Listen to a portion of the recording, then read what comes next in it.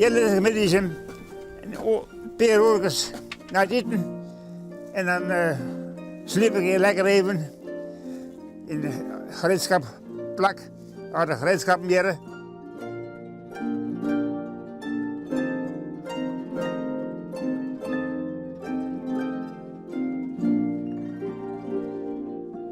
En Jan die zwart wel een beetje dat en denken dat het speelachtig wat wij is. Dit is een mooi skin.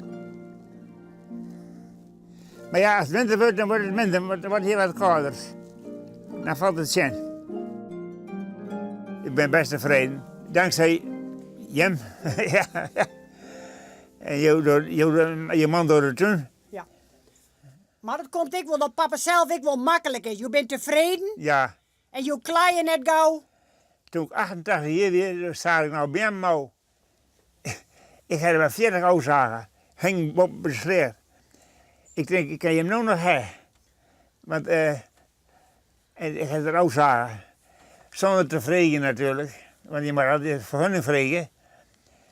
Maar ik weet een keer bij de dik aan de gang. Toen zei een kerel tegen mij, heb je wel een kartvergunning? Ik zei, nee, ik zag hem om. Waarom gaan je hier lessen en net op bed? Oh, ik wil net op bed. Nee, weet ik niet. Ik wil net op bed. Nee, dat lijkt me niks. Pa, viel hem hier middags beter thuis? Ja, ja. Ik wil nachts op bed, maar jongens, oh, dat niet. Nee, en dan word je hierheen. De mensen gaan naar bed hier. Ja, maar dit is ik een bed, pa. Ja, oh ja, weet ik niet. Het is om jou, Ja, juist. om jou hier even. Want vroeger lijn je ook wel in het heervak. Ja, vroeger slipte ik het heer. En met de hoen bij me en per katten slipte ik het heer. Nou, dan praat het mooi. Ja, nee, ik wil net op bed. Een nacht lang genoeg.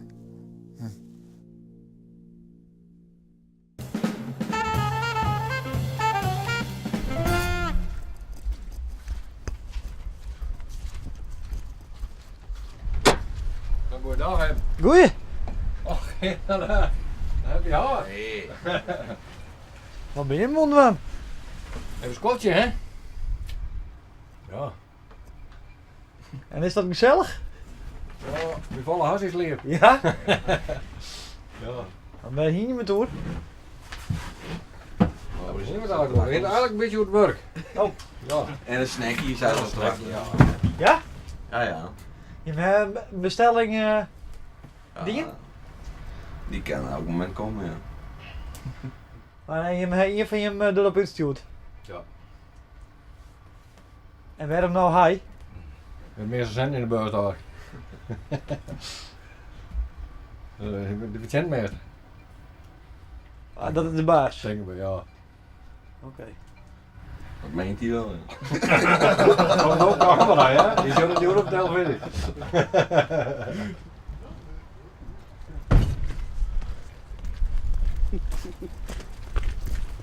Heel mooi hoor.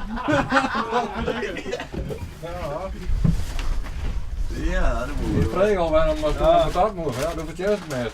Oh? Oh, ja, dat dacht ik niet. Maar je hebt het echt hele in de hand, hè? Nee, maar. Maar nou? Dat ben we vroeger grut weer aan. Ja? Ja. Dus die draak nog aan beneden.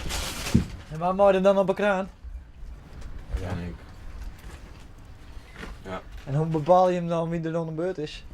Nou, als het er een kapot loopt, dan gaat de ander maar verder.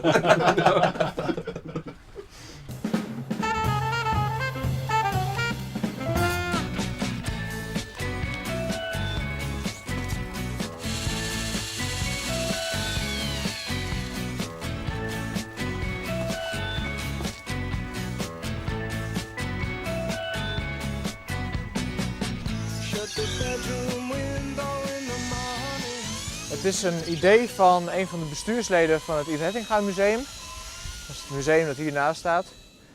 Jan Vonk, hij is daar bestuurslid en hij dacht, zou het niet aardig zijn om een gebouw na te bouwen zoals bijvoorbeeld bij opgravingen in Wijnaldum hier vlak in de buurt zijn opgegraven. En dat is een bouwtraditie die typerend is voor de vroege middeleeuwen. Ongeveer de periode tussen 400 en 700 was het zelfs de enige bouwvorm die we kennen uit dit gebied.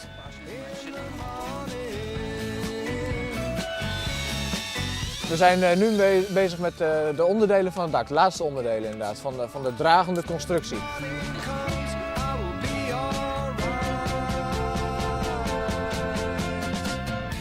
Nou is het ook wel wat, nou binnen die man die ben mooi het dak ondergong en dan mooi in met zwieren werk doen. Ja, dan komt het nieuwe al op deel. Dus ze doen het technische werk en wij mij de plaggen sjouwen. Er moest nog even een inrandje omheen bovenop, dus ik net niet eens praktisch, maar de hele tijd een eindje verder op school met de letter, maar het slaagt gelukkig vrij vlot. Nou, dit is een pittige klus, want ik zie ook aardig wat van die plaggen. Het binnen heel wat afstutsen en lisolja pallets clear en ja, we sjouwen ze hierheen met de kroorden en dan gaan ze de muur op. Dit is perfecte fitness, dat scheelt een heel soort. Ja, jong hoeven we niks meer, kunnen we zitten.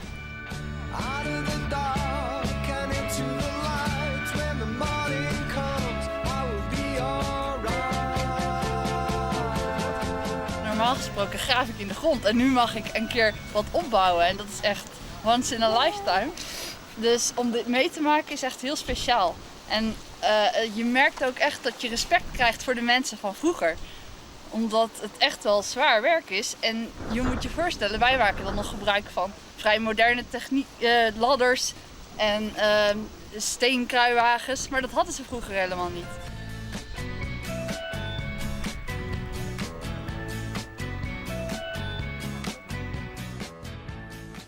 Het is nu nog enigszins vochtig, zeker vanwege het slechte weer afgelopen weken. Dat heeft ons niet echt heel erg geholpen. Maar als het dak er eenmaal op zit en het vuur brandt binnen, dan droogt die muur geleidelijk verder op. En dan wordt die ontzettend stevig, dan is het haast een betonnen wand. Maar nou hier is al ervaring met het bouwen van plaggenhutten. Nou, wel wat. Ik kwam erachter dat in IJsland een cursus werd gegeven in traditionele zodenbouw. Toen ben ik daarheen gegaan om te kijken hoe ze dat daar nou precies doen.